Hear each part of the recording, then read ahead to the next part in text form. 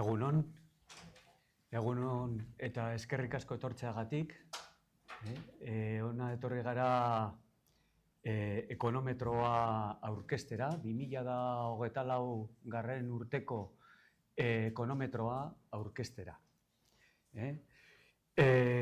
Ekonometroan ekonomistak, euskal ekonomisten elkargoko iritzia emateko egindan galdetegia edo inkestan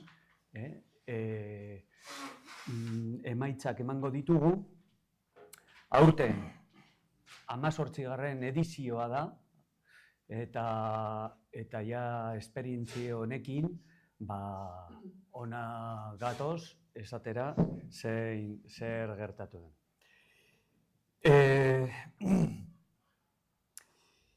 Honez gain, inkesta eginez gain, egin dugu focus group bat edo talde lan bat,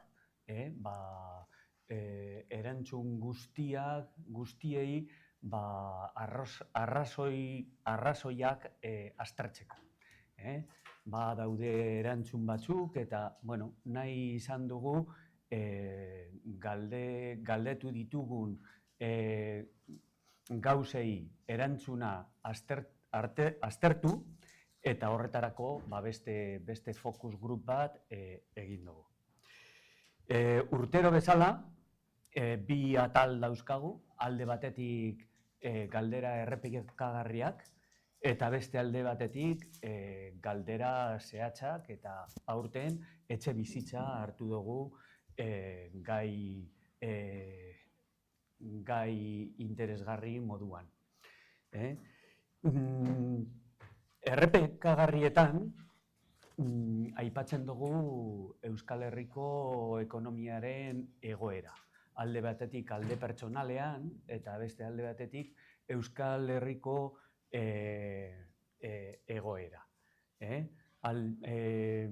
Bai 2024 garren urteko egoera nola ikusi dugun, eta beste alde batetik nola ikusten dugu etorkizuna, batez ere 2025 garren urtekoa. Hemen ikusten dugu langabezia, aurrezkiak eta lehiakortasunaren faktoreak. Beste alde batetik, guzti hori nahaztuta edo batera hartunda, adierazle, konfiantza adierazlea aipatzen dugu eta ikusiko dugu adierazle horren emaitza. Gero, bigarren zatian, galdera ez errepikagarrietan, etxe bizitza hartu dugu eta zati horretan galdera batzuk egin dugu ekonomilariei ia euren iritzia zein dan eta zein neurri hartu ahal diren arazo edo gai hori konpontzeko. Aurkezpen hau hasita, pasatuko diote Noemiri berak aurkezteko enkestaren fitxa.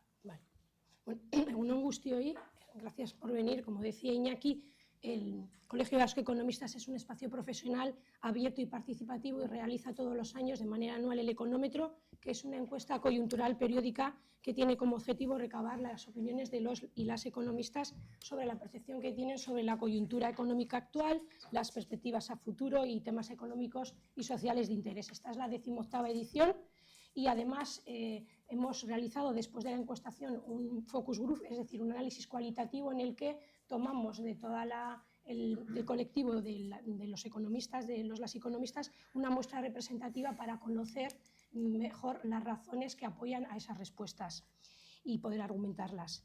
En los temas que vamos a analizar, como os decía Iñaki, en euskera, primeramente hay una parte de preguntas recurrentes, y una parte de preguntas no recurrentes. Las recurrentes, todos los años hacemos estas mismas preguntas, que son básicamente qué perciben las economistas, cómo perciben qué ha sido su situación personal, económica personal el año pasado respecto al año anterior y cómo esperan que va a ser su percepción personal de su situación económica a futuro para 2025.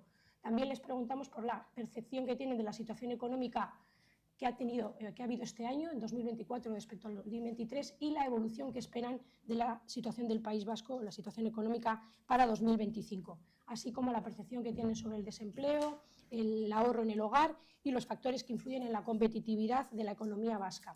De todos estos resultados de estas preguntas, se tiene un indicador de confianza que recoge la percepción del colectivo en relación a estos aspectos que tratamos en las preguntas que acabo de comentar. Y luego realizamos la parte no recurrente. Son preguntas que cada año hacemos una diferente y este año, pues por la sensibilidad y la preocupación que hay hacia el sector de la vivienda, pues hemos preguntado a los economistas 3 preguntas: las medidas más efectivas para abordar la situación de la vivienda en Euskadi, posibles medidas fiscales a implementarse y el efecto que pueda tener sobre la retención y la atracción del talento. Vamos a pasar, por tanto, primeramente a analizar los datos del perfil de las personas encuestadas. En esta edición pues, han participado 279 personas colegiadas, dato bastante similar a ediciones anteriores. De estas personas, 65,2% han sido hombres y un 34,8% mujeres. Por tramos de edad, el más representativo corresponde al de personas colegiadas de 45 a 60 años, que ocupa un 52,3% de las personas encuestadas, y por territorios históricos el más relevante es Vizcaya, en el que han participado 61,3% de las personas encuestadas. En cuanto a la situación profesional, el 44,4%, que es el máximo, la mayoría de los profesionales pertenecen al colectivo activo por cuenta ajena en el sector privado. Y de ellos un 40% de todos los encuestados, un 40,1% trabajan en el sector de auditoría, asesoría y consultoría. Como hemos comentado anteriormente, el indicador de confianza también resulta positivo, es más 8,46 puntos y mantiene la tendencia alcista respecto al año anterior, que viene ya desde el año 2022. Voy ahora a pasar a analizar en el bloque de las preguntas recurrentes. La primera de ellas era cuál es la percepción que tienen las personas economistas sobre su situación personal actual, es decir, la encuesta está realizada en diciembre de 2024, cuál es su situación respecto al año anterior, 2023. Alrededor del 50% consideró que su situación se había mantenido igual que el año anterior, mientras que un 31% percibió que había mejorado ligeramente. Si preguntamos, la segunda pregunta, que es respecto a dentro de un año, es decir, a futuro, ¿cuál considera que va a ser su situación económica personal en el año 2025? Un 55,6% considera que la situación se mantendrá igual, vemos un incremento de un 50 a un 55,6%, y hay un descenso, un 27% considera que mejorará ligeramente de cara al próximo año. ¿De acuerdo? Entonces vemos que hay personas que consideran que se mantienen, hay un vuelco hacia me mantengo igual y en un descenso de la posible mejoría. En relación a la opinión que tiene de la situación económica del País Vasco, podemos ver respecto al año anterior, pues no hay un consenso claro. La situación económica del País Vasco, pues un 36% considera que ha mejorado en el año 2024 respecto al 2023, un 33% cree que ha empeorado en 2024 y un 31% la percibe como similar al año anterior. O sea que hay, pues estamos todos en el rango del 30 y pico %. En relación a futuro, ¿cómo va a ser la situación económica del País Vasco para el año 2025? Pues podemos ver que un 26,3% opina que la economía mejorará ligeramente, un 38% considera que la situación económica empeorará y un 32% cree que la economía se mantendrá estable. Sigue habiendo un porcentaje que consideran estable, pero hay un vuelco de los que consideran que ligeramente no mejorará, sino que empeorará. Y para ver de dónde o cuáles son las razones de estas que respaldan, ¿no?, el haber respondido de esta manera, pues hemos visto, ¿no?, a través del focus group, del análisis cualitativo realizado a la muestra de economistas, hemos visto que los...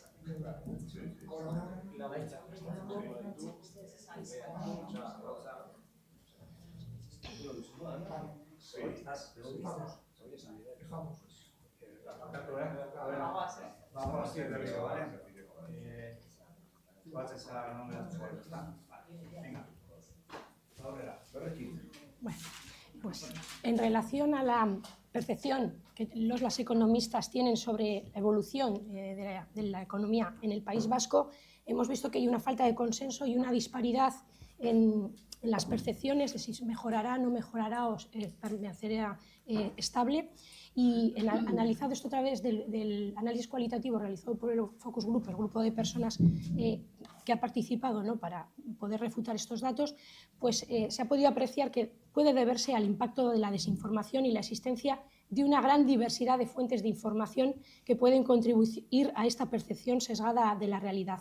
Otro de los factores pueden ser los eventos geopolíticos y macroeconómicos recientes.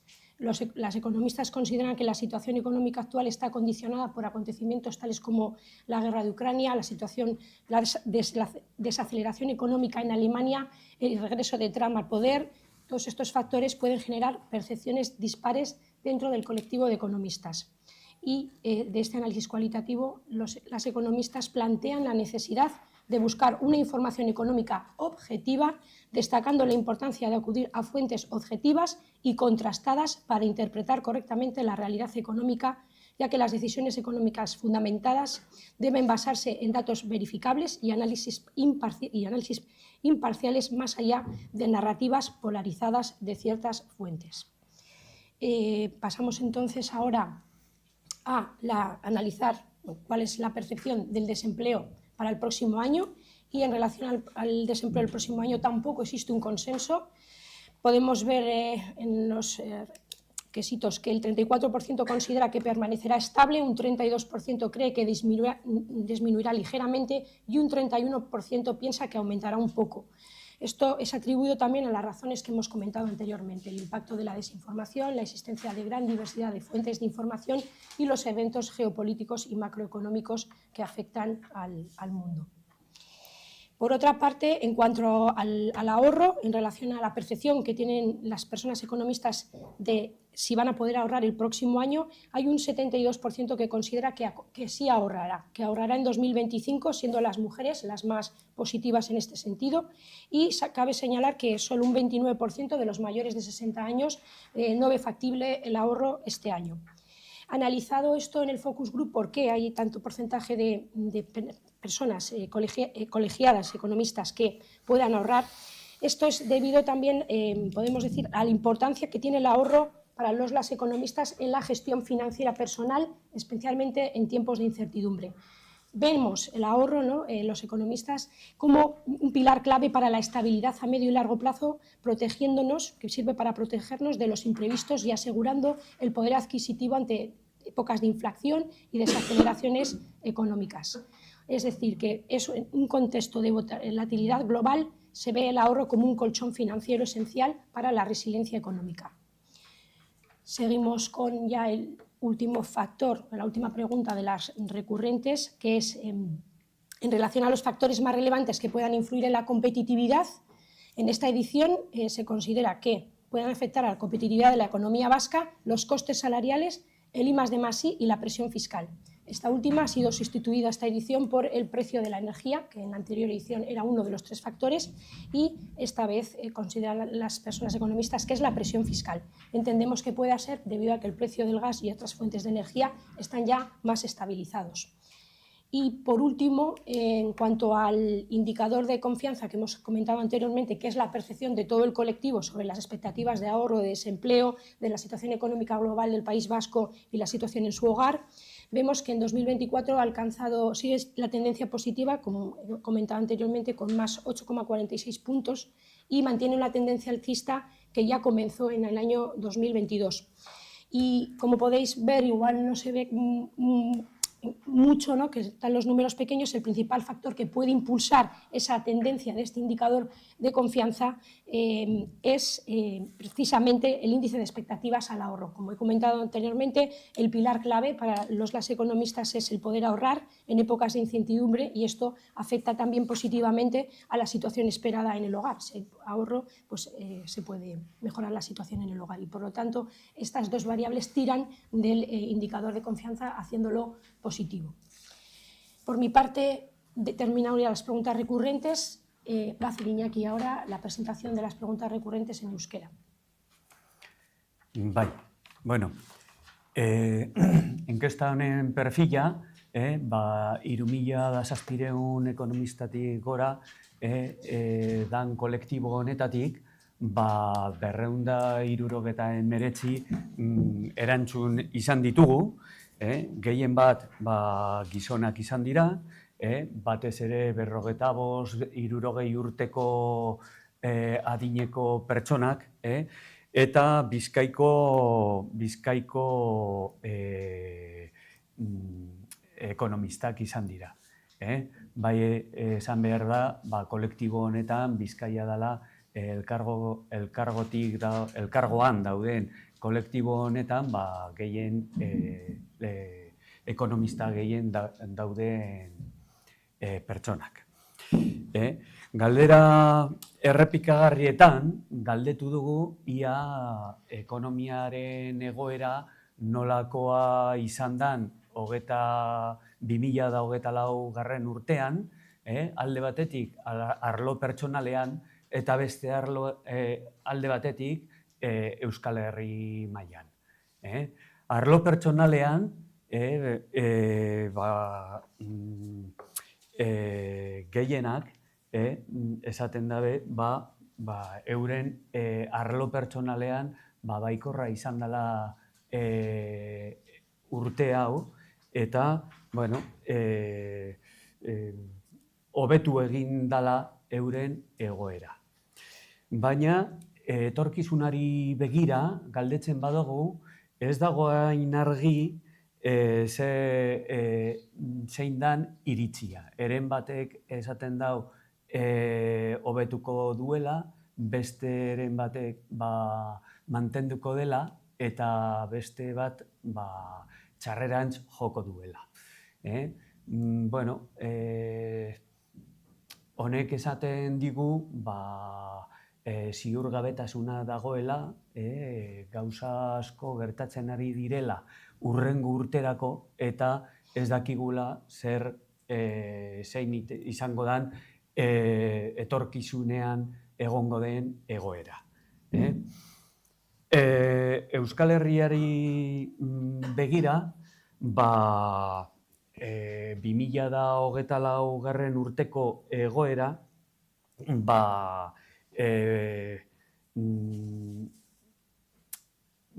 baikorra izan da, baina mantentzen ari da ekonomisten iritzia.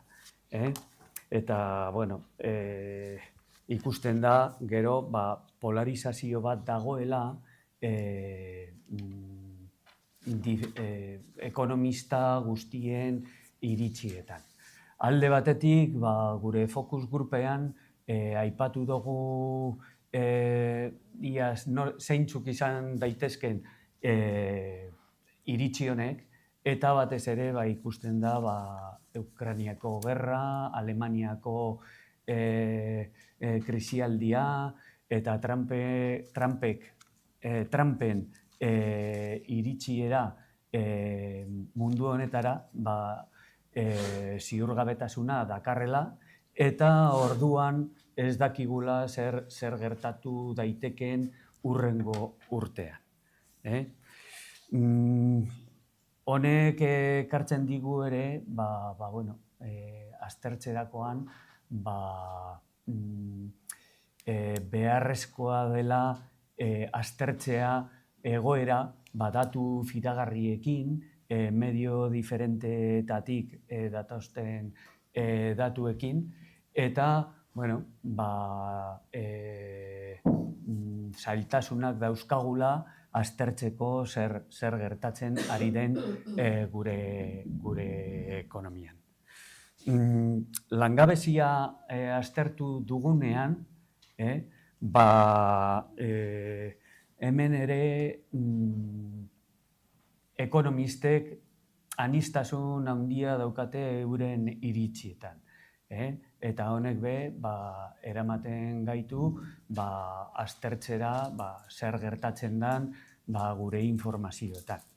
Aipatu dugu Ukrainiako gerra, aipatu dugu Alemaniako krisialdia, eta ere Trump estatu batuetan egiten ari den gauzeekin, mugazergak, eta orduan gauza honek ekar dezakeen ondorioak ez dugu oso argi ikusten. Aurrezkiak edo aurrezteko ahaltasuna edo ahalmena aztertzen dugunean, hemen ikusten da 72% aurrezteko ahalmena edukiko dutela, aipatzen dutela, eta honek konsenso handia dakar. Focus grupean aztertu dugunean, ikusten dugu ekonomistek oso argi daukatela aurrezkiak direla ekonomia baten funtsean dauden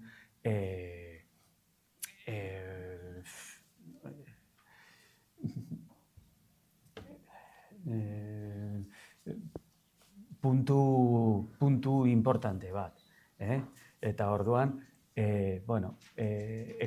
ekonometro guztietan aipatzen da aurrezkiak eta hemen ere mantentzen da. Beste puntu bat da lehiakortasun faktoreak, eta lehiakortasun faktoreetan aurten desagertzen ari da energiaren prezioa, batez ere Ukrainiako gerratik eta energiaren krisialditik irteten ari garelako, eta agertzen dira soldatak eta ikerketa eta garapena. Eta presio fiskala ere bai. Orduan, hala eta guzti, indikadore orokorra, konfiantza indikadorea 2024an baikorra izan da, 8,4an dago, eta 2022tik datorren indize hau baikorra dela. Eta hori guretzat importantea da, eta batez ere finkatuta dago aurrezkietan eta aurrezteko ahalmenean. Honekin ni bukatzen dut galdera errepikagarriak, eta orain sartuko gara galdera ez errepikagarrietan. Eta ematen diot hitza Noemiri. Las preguntas de la parte no recurrente versan todas sobre la vivienda, por la preocupación que existe en Euskadi y porque además, según el avance de los resultados del CIS publicados el 19 de diciembre de 2024, basados en encuestas realizadas a principios de ese mes, la vivienda se posicionó como el principal problema estatal, superando al desempleo y a los problemas de índole económica, y asimismo también a nivel personal la vivienda se encuentra entre los 3 principales problemas, junto a la sanidad, la crisis económica y la percepción que tiene, esa es la percepción que tiene la ciudadanía, ¿no? Que la vivienda, la sanidad y la crisis económica son graves problemas a solventar. Y debido a esta preocupación por la vivienda, preguntamos, ¿qué medida considera que sería más efectiva para abordar la situación de la vivienda en el País Vasco? el colectivo de economistas señaló dos medidas, pero la que más peso tiene, como podéis ver en los porcentajes, es el 42,5% de las personas respondieron que la colaboración público-privada para aumentar la oferta de viviendas asequibles es la opción más respaldada. Lo perciben entonces como una estrategia fundamental para abordar el problema de la vivienda. Sectores como personas trabajadoras en auditoría, consultoría e industria fueron las que destacaron especialmente que esta medida era una vía importante para poder solucionar y atajar este problema. En segundo lugar, un 26,3% de las personas encuestadas plantearon como posible medida también la regulación del precio del alquiler. Y en tercer lugar, ya a bastante distancia en porcentaje de las medidas anteriores, con un 13% de las respuestas, las economistas encontraron que el incentivo fiscal a la construcción o rehabilitación de viviendas asequibles podría también dar solución a este problema. Solo un 3,5% de las personas encuestadas consideraron que no se necesitaban más medidas adicionales. Por lo tanto, este dato refuerza que el resto de las personas sí coinciden en considerar que hay que aplicar nuevas medidas para mejorar la vivienda. Del análisis cualitativo realizado en el Focus Group, pues se llegó también a esta conclusión de que efectivamente la colaboración público-privada y la regulación de precios podrían ser los elementos fundamentales para afrontar los retos habitacionales en el País Vasco, siempre que se consideren las lecciones de modelos internacionales, aprender de otros modelos internacionales. Es verdad que tenemos un modelo vasco de gestión pública de la vivienda, pero podemos aprender de lo que se hace en otros países y siempre que se priorice también el acceso a la vivienda para los sectores más vulnerables. En relación a la segunda pregunta, preguntamos, bueno, ¿qué medida fiscal crees que podría implementarse para abordar esta situación?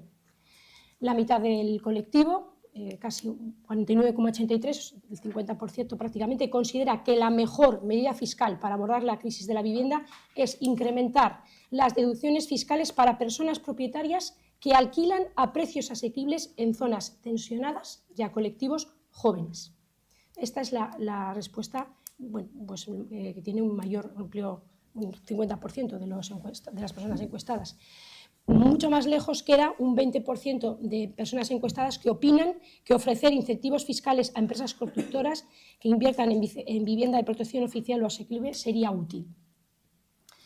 Y bueno, del análisis cualitativo y por qué se ve, ¿no? qué razones o cómo podríamos abordar este tema, también salieron varias cuestiones importantes y relevantes que nos parece que podrían ayudar.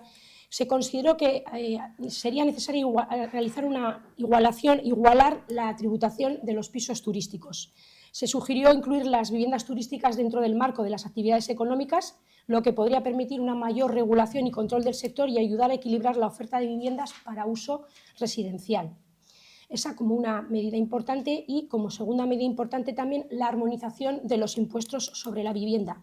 Esta sería también una acción importante en relación a los impuestos como el IBE, el impuesto de transmisiones patrimoniales. Tenéis en mayor detalle en el informe completo, la parte final, en la relativa a esta pregunta, está más desarrollado, si lo queréis analizar.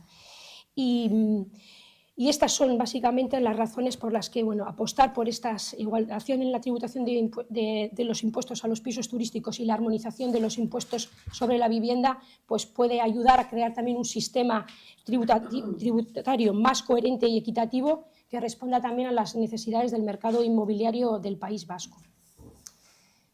Y en relación a la última pregunta sobre si la vivienda puede dificultar el acceso a la atracción o a retención del talento, pues en el económetro se ha buscado conocer esto, ¿no? ¿Pensáis que percibimos que la carestía de la vivienda puede ser un factor relevante a la hora de atraer talento cualificado al País Vasco? Un 34% considera que el salario o los factores laborales tienen más relevancia y solo un 25% opina que la vivienda es un factor a considerar, pero que no es determinante. Y bueno, con estos datos pues damos por finalizada la rueda de prensa. Tenéis esta información ampliada, como os decimos, no solo en la nota de prensa, sino en el informe genérico del económetro, que es un poco más largo, y también en el Power BI. Y ahora va a realizar Iñaki la exposición de las preguntas no recurrentes en euskera. Bai.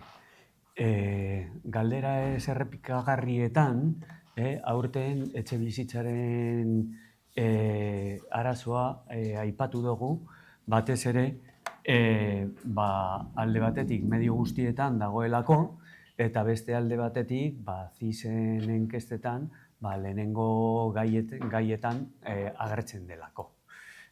Guretzat importantea da jakitea zer gertatzen den, eta batez ere ekonomisten iritzia zein den gai honetan. Alde batetik, galdetu genuen zeintzuk izango litzatekeen neurriak, neurri eraginkorragoak etxe bizitzaren gaia lantzeko eta hobetzeko. Eta batez ere, bi puntu daude aipagarrienak. Alde batetik, kolaborazio publiko-pribatua, etxe bizitzen eskaintza egiteko, eta hor bai ikusten da erantzun gehienak, 42,5%,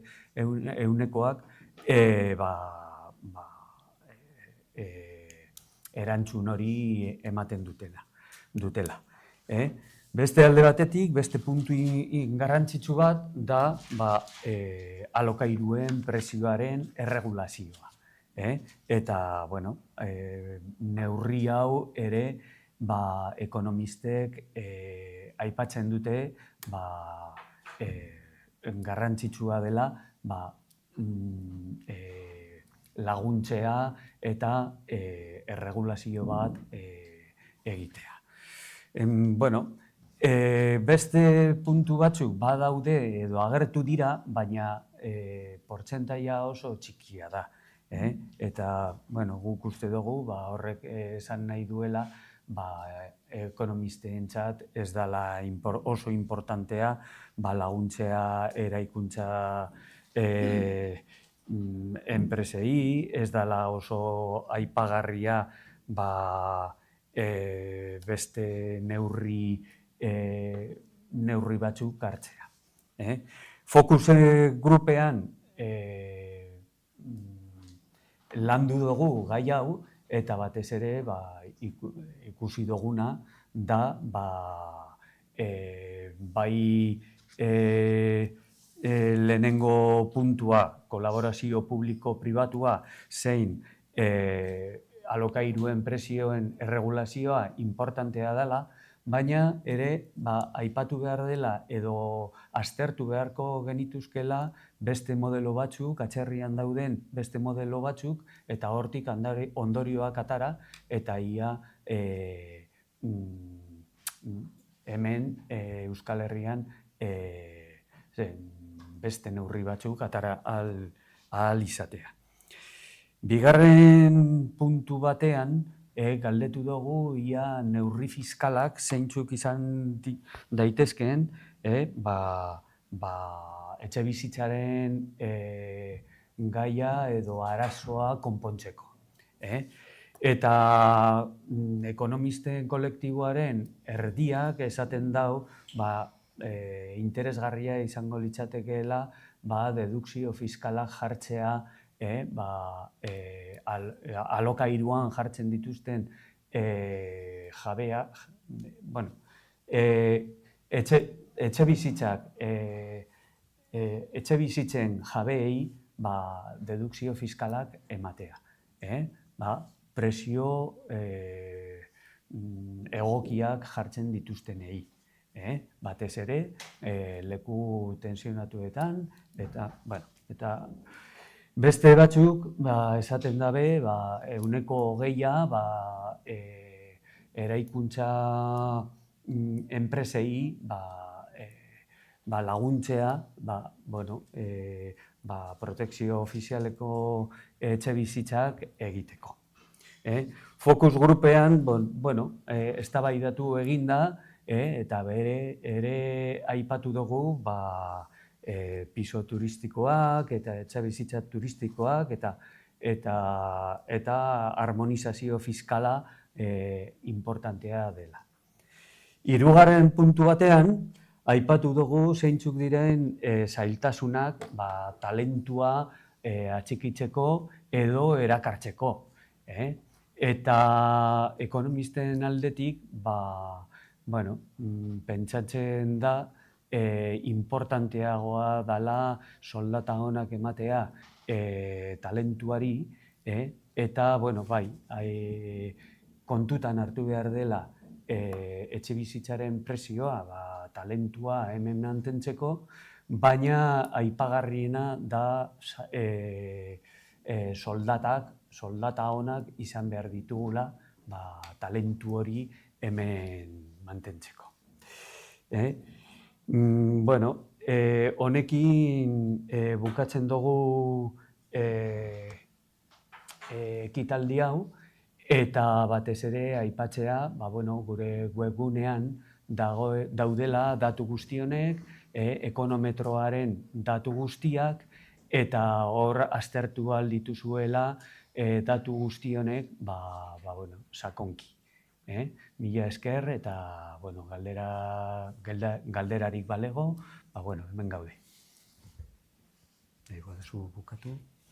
Eskerrik asko, galderain bat badaukazue edo zalantzaren bat, iradokizun bat, alduzuna.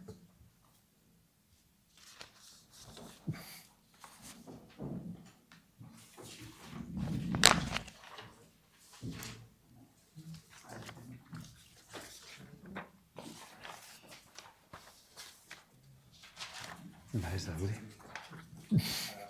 Den argi, geratu da.